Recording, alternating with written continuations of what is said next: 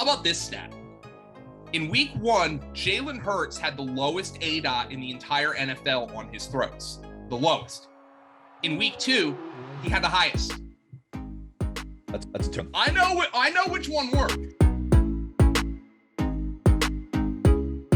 Hello and welcome to Monkey Knife Fight Live. Folks, I'm Connor Rowntree. Today we are joined by Fantasy Sports Joe Dolan. Joe, how is week 3 in the NFL for you thus far? So far, a little up and down. I'm really bummed about James White with an injury. Like that's a guy who he's a really good player. Obviously, I had him for fantasy, and you always get bummed when a guy who's a little bit older comes away with what could be a pretty serious injury. But I just think one of the things we should do at the top of this show is understanding the privilege we have of playing fantasy football and playing Monkey Knife Fight. With the awful news of Mike Tagliafer's passing this week, just understanding how lucky we have it and how great this community is and how great this community has expanded, over the years that I've been in a decade plus that I've been in the fantasy industry. Being connected with so many great people and being able to connect with people who listen to this or watch this. And, Tags was one of the best at that. And I'm heartbroken for him. I'm heartbroken for his family. I'm heartbroken for the fantasy community. We lost a great one. We love you, Tags. We love you, Tabby. Just wanted to throw it out here that, every time that I step on a live stream this year, every time I step on the radio this year, every time I put pen to paper this year, I'm going to be thinking of Tags. So just I want to tell everybody that we appreciate you, and each and every one of you who tunes into this, because I know Tags appreciated you. So I just wanted to throw that out there. Yeah, that was beautiful, Joe, and thank you for adding that into the show. But besides obviously the tragic passing, what were your takeaways on the field in week 3? Yeah, so I think we're starting to see some things even out here, and we're starting to be able to kind of develop more consistent takes and see where we were right and see where we were wrong. And one where the one that hurts me is because I drafted Robert Woods everywhere this year. And the notion was, Stafford, he's going to mix it around. One thing I did not anticipate was Stafford so heavily focusing on one guy the way he is with Cooper Kupp, and Cooper Kupp is just dominating right now. I mean, that doesn't mean I don't think Robert Woods is going to have very good games, especially if Stafford keeps playing at, right now he's tied for MVP odds with Kyler Murray.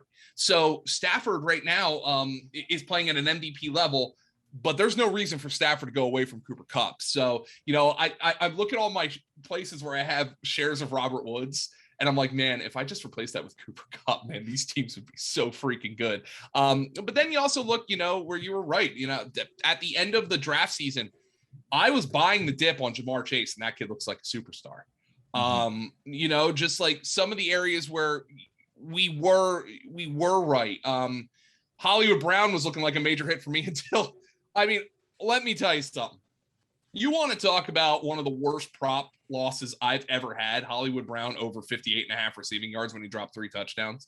That one hurts. But it's going to be a fun NFL season. I think, you understand we have an extra week here. People are talking about Javonte Williams. And I always said when Javonte Williams was the guy this year when people were drafting him, and I said, I think by the second half of the year, he's got a really good shot. You have to understand that the runway is longer this year. There's one more game. There's one more game before you get to your fantasy playoffs. There's one more game before you get to your fantasy championship game. So there's one more week for some of those younger players who might not have a full-time role at the beginning of the year to make an impact. So this is still a marathon. 3 weeks feels like forever once you're in week 3. Come week 9, it's going to feel like ages ago. Just it happens every year. Well, here's one guy that I'm ready to shoot dead after the marathon sprint beginning. It's Matt Nagy. Oh, boy. I don't know how you manage under 50 yards of offense. The biggest play of the day for those people that weren't tuned in, because you shouldn't have been, was a 44-yard pass interference play that put them in the red zone. They got to the 3-yard line and decided to kick the field goal, not go for it on 4th down.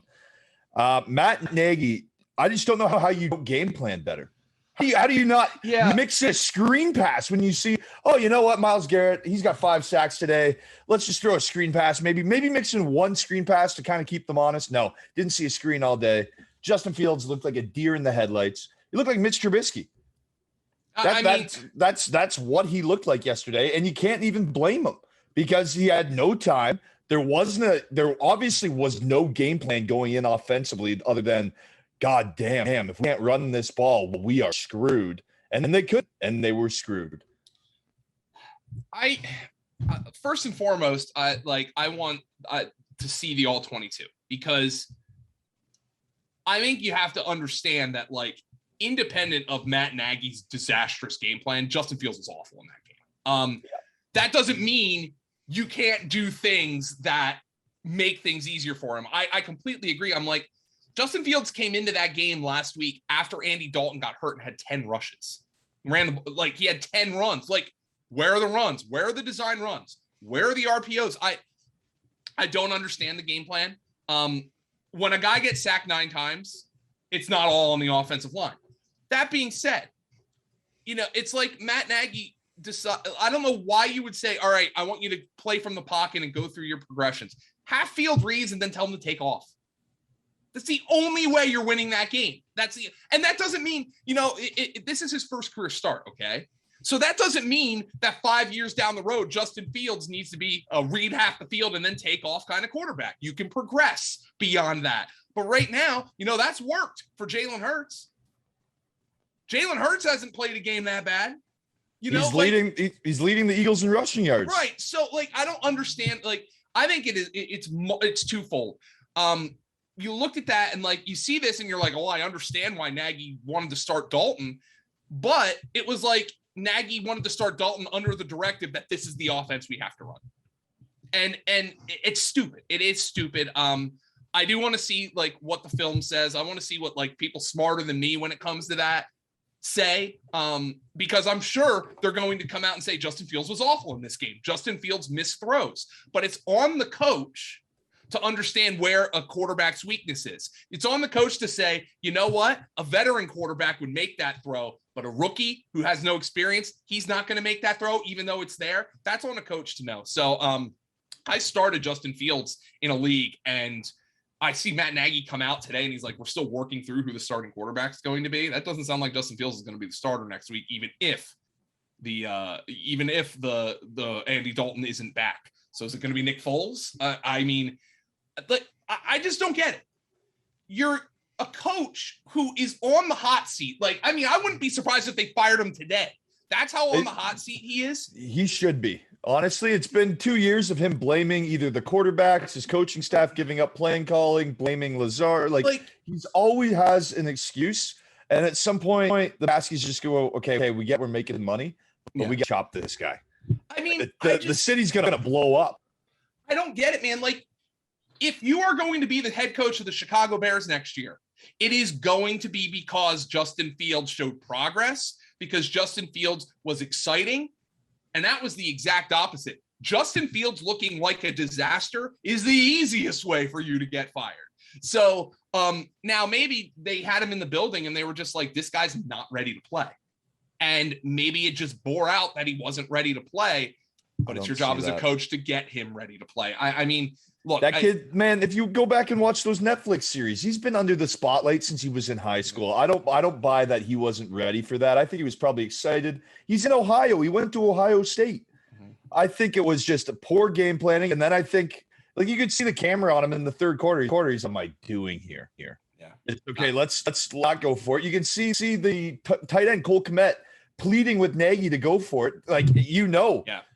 You're down 8 points and you just got a penalty to put you in scoring position. The only time you were in the red zone the entire game. I'm not exaggerating when I say they had less than 50 yards. They were brutal. Anyway, moving on to Monday Night Football. Now that we got our little tea out of the way about the Bears, it's Dak Prescott, a quarterback who's prove his ranks, and then Jalen Hurts, another guy that we just mentioned. That's right, Joe, your guy with the legs. It's Jalen Hurts coming in at 250 yards. And let's start there, 250 and a half. Jalen Hurts, man, he's got a matchup that looks pretty good. Dallas is obviously allowing over 340 yards passing against this season. He threw for 264 in the opener. I think he's going to have to be engaged in this game, and that's why I'm going to take the more. because Dallas has such a potent offense. I understand that Philly's got a pretty solid defense in the pass game, but I do think the key here, because of how good Dallas's rush defense has been, is going to be Jalen Hurts extending plays, using those legs, getting out of the pocket, picking up first downs with his legs, possible touchdowns, and spreading out the ball to his talented young receiver and Devonta Smith. So I'm going to take the more on that one. Yeah, Hurts is the one I'm leaning to the more with here. Now, last week was bizarre for the Eagles because I thought Nick Sirianni, the head coach of the Eagles, had a phenomenal game plan in week 1. Get the ball out of Hurts' hands quick. How about this stat? In week 1, Jalen Hurts had the lowest ADOT in the entire NFL on his throws. The lowest. In week 2, he had the highest. That's a turn. I know which one works. Now, look, week 2, a couple things go bad for the Eagles. Jalen Reagor steps out of bounds on a perfect throw by Hurts that should have been a touchdown. They get too cutesy with the play calling after the big gain down the sideline with Quez Watkins. It was a weird game. You got to go back to what worked in week 1, though. Get the ball out of his hands quick, especially now, the Eagles don't have their left tackle. But this is going to be a bizarre game because the Eagles are down 2 starting offensive linemen, their left tackle Jordan Mailata and their right guard Brandon Books. The Cowboys' entire defensive line is out. They got guys on COVID. DeMarcus Lawrence is hurt. So Micah Parsons, the rookie linebacker, is actually playing edge rusher. So it's going to be a really weird game at the point of attack, and I think that's going to decide things. I do wonder if the Eagles might come out and decide, you know what? The Cowboys are so thin on the defensive line. We're just going to run the football. And, the thing is, your quarterback can run too. Miles Sanders has looked good. So these guys can run. But ultimately, I do think they are going to try to throw the football. I lean to the over for Hurts, or to the more rather for Hurts here. I actually lean to the less for Dak Prescott, though.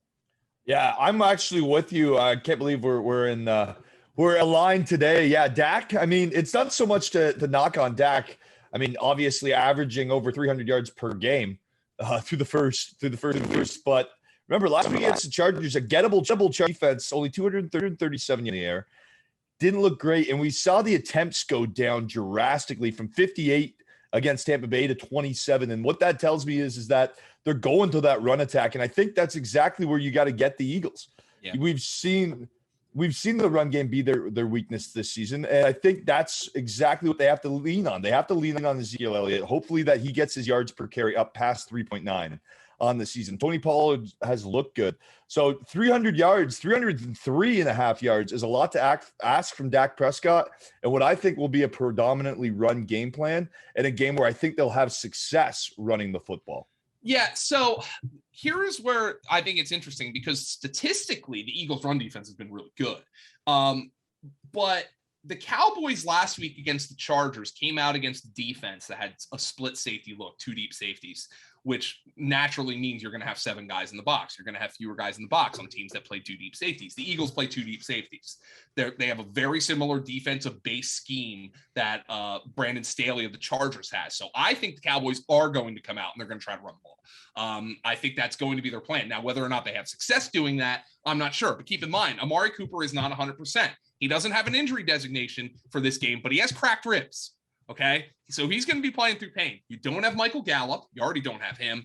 You have Zeke Elliott and Tony Pollard. Pollard especially has looked really good. I do expect the Cowboys are going to come out and try to run the ball. For better or worse, you might decide that's not the right plan for them, but I think that's what they are going to do. I think from what I've seen with the Eagles this season, historically, I think that run defense has been solid, but allowing over 120 rush yards per game, especially when you have 2 versatiles and Elliott and Pollard back there, I think they'll find success because they'll force success. If that makes any sense to you, they have the O-line. I think they'll really go after that push, and I think that'll be the difference in that one for the Cowboys offense, and that's why I'm going to lean for the less on Dak. And I'm going to take the more on Ezekiel Elliott at 67.5. I understand that the backfield's pretty split with Pollard, but Zeke obviously 71 rush yards last week. His attempts were up. He had 16 touches. Go to the backfield, just rush. So I think he can eclipse the 70-yard mark against, as I said before, against a Philadelphia defense that's allowing over 120 rush yards per game this season. Granted, 2 weeks into the season, small sample size, but just being at home, I think with the crowd behind you, smash mouth football is what the Dallas Cowboys are gonna try and play, and I think they'll have success on home field doing it. Yeah, so I think that's exactly how they're going to play.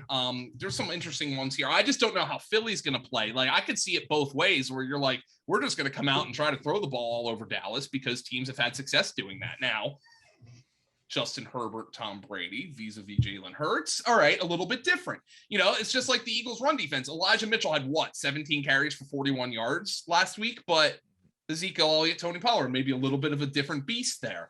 The Cowboys' run defense statistically, I think, has been pretty damn good so far, but you play the Buccaneers, who don't even try to run the football, and then you play the Chargers, whose best running back, Austin Eckler, is a better receiver than he is a runner. So something's got to give, and I think the Cowboys with that defensive line, so here's the deal.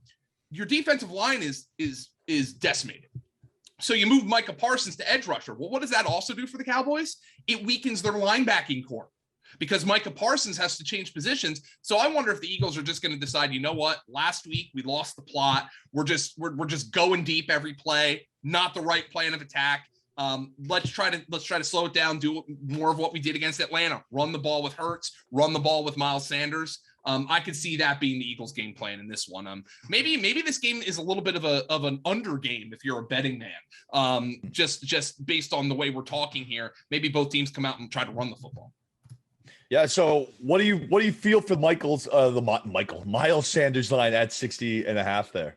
Yeah, I actually like them more than that. And the reason is because I'm thinking of the way I expect the Eagles to play this game. And again, Dallas, I feel like the run defense statistic is a little misleading just based on the type of teams and the types of games they've played thus far. Mm-hmm. Yeah, I mean, average allowing them only 73.5 rushes against per game is obviously great, but you said it right. I mean, the matchups haven't necessarily been predominantly run teams, which is what the Eagles are with a quarterback like Jalen Hurts, who we've said it multiple times already this show, and everyone at home knows it. The man can take off and go. I actually, based on Dallas's line, D-line presence, yeah, I think they're going to be spread too thin, and I think the more is actually going to come through based off that stat that you just alluded to. So thanks for that one, Joe. You threw a wrench in there, because I realized that Micah Parsons is starting on the edge, and that just opens up the hole if they want to try and dive the ball right down the middle, and that's some gashing and slashing right there. Let's talk a little bit about the receivers, though. Yeah. Ceedee Lamb, man, has he looked good to start the season, and so has Devonta Smith. Whichever one we pull up first, I'm comfortable either way, because both these guys have looked great. What's your read on Smith to start the season? Is he kind of what they needed at that wide receiver position? And by the way, again, another misleading statistic: 2 for 17 last week. On the first drive for the Eagles, Devonta Smith got behind the defense and Hurts threw the ball late and underthrew it. Should have been a touchdown. It's a throw Jalen Hurts has got to make. So Devonta Smith has been getting open. Now, my question is, does Dallas shadow him with Trevon Diggs? Maybe they might view Devonta Smith as the weapon that they've got to slow down. So, you know, I lean a little bit to the less here on 59.5, but quite frankly, that's a tight number for me. And like, I think sometimes when you play monkey knife fight, you got to know when not to play, right? Yeah, that's a tight number for me. I think I lean less, but that's a tight number for me. I think what it's going to come down to is the fact that Jalen Hurts, we talked about developing younger quarterbacks earlier in the show, and I think screen passes underneath, Devonta Smith has shown a lot of speed, and if he can break one of those, and if one of those shots gets available for a Cowboys team that's getting got defensively, I think he can get the 60 yards. So I'm actually going to go for the more on that one, just because I have zero faith in Dallas's pass defense from what I've seen this season. Obviously, two pretty solid passing teams that they've gone against. But if Jarrett's can get out of the pocket, think about that. Plus, you're down the defensive line. So now they're thinking, oh, we got a QB spy. Leaves a guy open over the middle. Devonta Smith, force the ball to him. I like it. Ceedee Lamb, on the other hand, wow, what a year he is putting together to start. It does help that Dak Prescott's averaging over 300 yards per game to start, and he's been basically the main target. But against this Eagles defense, I'm no less. I think the game script to be running the football. I think it's another one of the bait lines. Like, of course he could go for more because he's Ceedee Lamb, and that's what we've seen double-digit targets, but I'm going less. I trust the Eagles defense to lock it down, lock the pass game down. And CeeDee Lamb, I think one thing that Joe really hit on is the lack of depth right now on Dallas's receiving core, and CeeDee Lamb is the clear-cut number one guy. At least for my obviously. Cooper's pretty solid. CeeDee Lamb right now really come into his own. He's definitely the younger hot shot there in Dallas in the receiving core. So I'm gonna take less on him based off this Eagles defense. Joe, how do you see that one? Yeah, I think I'm gonna go with the more here only because I feel like he's going to be the go-to guy here. So I think Dak Prescott can throw for like 260, which would be less than his total here, but most of that goes to CeeDee Lamb. The Eagles got the one problem for the Eagles last week against San Francisco, and they did a good job defensively. But the one thing that was a big problem for them last week was Deebo Samuel on third down, moving them inside. You know, CeeDee Lamb has played a lot outside this year, but he can still move inside in the slot and exploit a matchup. And I think that's where he's going to get his in this game against Philadelphia. Yeah, the third down plays where they just need it. Divert from the run game. You have Dak Prescott throwing the ball. I mean, it's not a bad idea. We're going opposite town on the ridge, folks. So one of us will be right. See you next week to find out who it is. All right, Joe, final predictions here. You got your Philadelphia Eagles on the road. Tough game in Dallas. Are you one of those guys that never bets against his team, like Mike Ditka with the Bears? I would no. Or is this going to be like, okay, this is legit. Did that, I wouldn't be very good at my job. My problem is, like, if I were wagering on this game, and if I had to pick, I'd pick the Eagles to cover. But I'm not wagering on this game. I'm not 100% sure what either of these two teams is right now. It's a division game. Weird stuff can happen. I'm staying away from this one. I'm staying away from wagering on this one. Yeah, it's I think you can tell me anything happens in this game, and I think I'd believe you. Yeah. Center touchdown. Somehow covers the fumble, goes all the way to the house. What about that? Who was it? The Patriots a few years ago. The big guy that returned the kick all the way down to the red zone. Oh yeah. Oh. If something like that happens, I'm tweeting at you tonight and being like, "You are a god among men in fantasy." Just a completely weird, like a fat guy touchdown. We love fat guy touchdowns, but nothing better. Give me the fridge. Yeah. Oh yeah. Well, 1985 Bears, baby. By the way, that was I think that was one of Mike Ditka's biggest regrets of all time. That he gave the touchdown to the fridge in the Super Bowl as opposed to Walter Payton, who didn't score in the Super Bowl. Yeah, yeah, that's so. There you go. There's a buzzkill on the fridge touchdown. Ending your Monday with a nice buzzkill, and I'm going to lay a little buzzkill down on you with my pick, Joe. I think I'm going to lean on the Cowboys at home. I think that's going to be the difference in divisional game. Wild games, the NFC East. How can you not love it? We were talking about that before we came on air. Always some of the most entertaining football games, and you never really know who's going to win it. Joe, thank you so much for joining us today. You're the man, dude, and I can't wait to tweet at you tonight after the fat guy touchdown. Thanks so much, and see you next week. Folks, I'm Connor Rowntree, and remember to hit it hard.